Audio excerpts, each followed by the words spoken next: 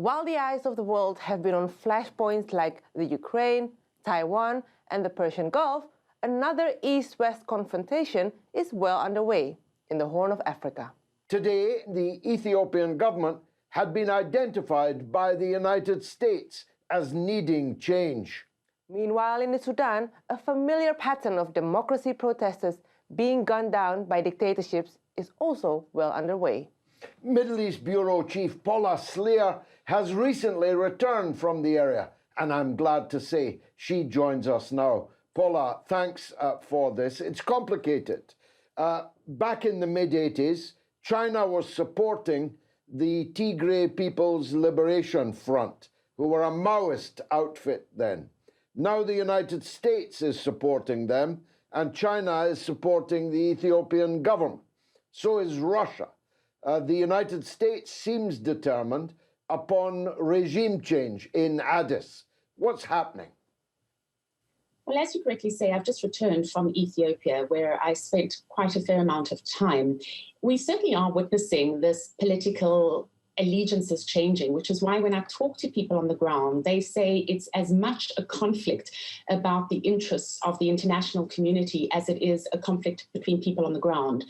It wasn't so long ago that you had the new Ethiopian prime minister coming into power. Now, he was backed by the West, but no sooner had he come into power than he started setting about his own agenda, and that is not really in line with what the West wants to happen. So his argument is that he needs to consolidate the country. He has been reaching out, or initially he at least reached out to the Tigray People's Liberation Front, and they haven't responded. One of the issues that isn't being touched upon enough is that 85 to 95% of weapons in the country are in the hands of the TPLF in the Tigray region in the north. So he's been trying to get his hands on that, but without being able to, he is at a disadvantage. And amongst numerous other reasons, the conflict broke out. Now, as you correctly say, the United States has shifted its support from the Prime Minister and the government to the rebel group, because essentially your TPLF, while it was in power before, is now on the other side. So the accusations coming forward from the government, and these were a lot of the people we spoke to, is that the West has been supplying them with weapons, with support behind the scenes, interfering in the situation on the ground, so that you don't have a straightforward civil war. You have a civil war very much fueled by the interests of what America and other countries want to see happen on the ground. I spent some time on the front line. The situation is dire. The figures, I think, at the moment are more than 9 million people who are in need of urgent humanitarian assistance. And we're also hearing figures from the World Food Programme that so many people need food assistance. The problem is that amongst the aid that is reaching the Tigray region are also weapons and other items that are fueling the conflict. So the government is in a catch-22 situation, if you like, because on the one hand, it's trying to let aid go through, but on the other hand, it's trying to prevent any kind of military assistance coming through. And so when you visit the front line, there are lots of people displaced. There are homes that have just been completely destroyed. I met with groups of women who were gang raped. One of the stories they put forward was that they were raped by people belonging to the TPLF, but they had donned Ethiopian soldiers' uniforms. So when the media picked that up, initially it was misinterpreted and it was presented as if the Ethiopian soldiers were raping the locals. Another strong feature, George, that came through was many people telling me that they feel that the mainstream international media has misrepresented the conflict. It's very firmly backed the TPLF and given the American perspective of what is happening. And so there was a lot of appreciation, to be honest, that at least there was a crew there that was trying to show another side of the story. So again, I'm saying the same thing, but really it is a conflict in which actually the numbers are not that high in terms of people who've been killed. I mean, the latest figures were more than 5,500, relatively speaking, if we're talking about more than 9 million who've been displaced. But it is very much a conflict that is being fueled from the outside. This is all eerily familiar to me, and the last time this happened in Ethiopia, before the rapprochement, for which the Prime Minister got a Nobel Prize, we should remind people, there was all-out war on multiple fronts, and foreign powers were up to their neck in the conflict. But it led to the deaths of millions of people. There was a drought, sure, there was a famine, but it was all multiplied by war. Are we in danger of repeating that?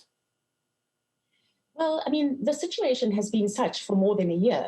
As you correctly said, in introducing the topic, it's not necessarily receiving mainstream media attention in the way that other crises are. So, yes, there is a problem with food, with drought.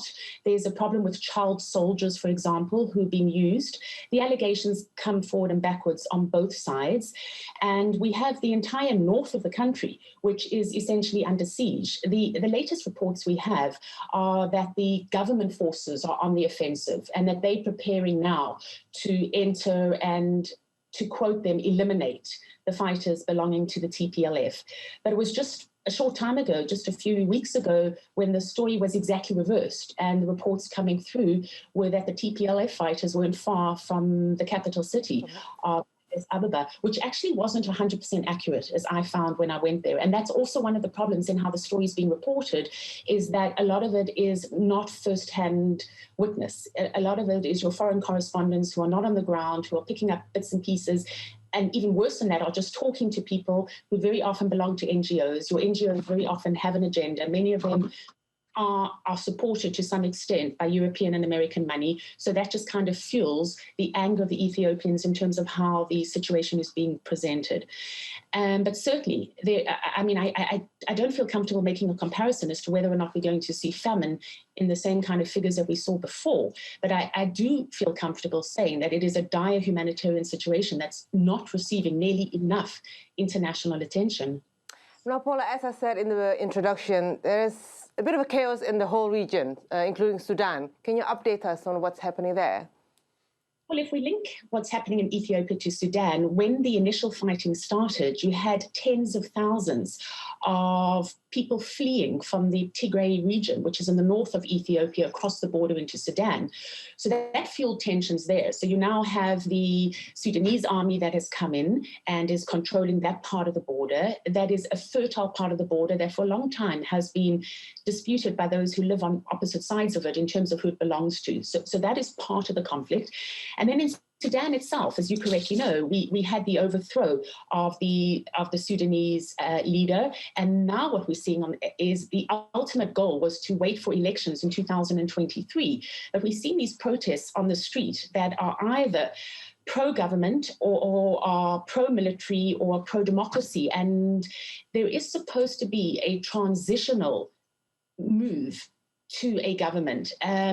But just a short time ago, we saw the resignation of the leader who was put in power. So it's not easy because you have so much anger, and you still have people who support Bashir, who is now facing prosecution, and although not the prosecution that the International Criminal Court would like to see. So you have a very volatile situation in that country as well, which is just across the border. We, 10 years ago, met Bashir. He promised me then he wouldn't run for another term, but of course he promptly broke that. What's happening with him? Is he still in prison? What kind of support does he have? His social base was in the Islamist Muslim Brotherhood current. Are they still there? Well, let me just preface that by what I was saying in terms of the ICC. I will come to answer your question. The latest we heard is that he is facing prosecution within his own country, and that the prosecution has said that they will not be handing him over to the International Criminal Court in The Hague, despite the fact that they want him. They believe that he can be tried fairly and sufficiently within his own country. He certainly does have a lot of support still, which is why we're seeing these protests happen. The latest protests that happened in the last few weeks were a large percentage of people who turned out were people who wanted to see him come back into power, or at least his henchmen and his kind of supporters. So it's not, as you correctly know, it's not not just replacing a leader and automatically all their followers dissipate and disappear. So he still has a relatively large base of support. The challenge in Sudan right now is how to form a government that is going to sufficiently represent the rebel groups which have come together under a united front and the government. And then you still have groups that are outside of that.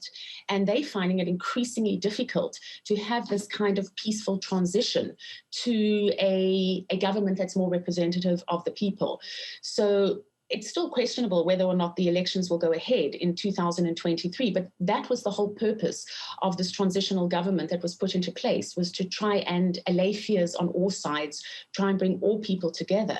But as the process happens and as time goes by, we just keep witnessing demonstrations and protesters coming to the street, whether it's in support of Bashir, whether it's in support of democracy, or whether it's in support of the army, essentially. Lastly and briefly, I'm afraid, the C word, China.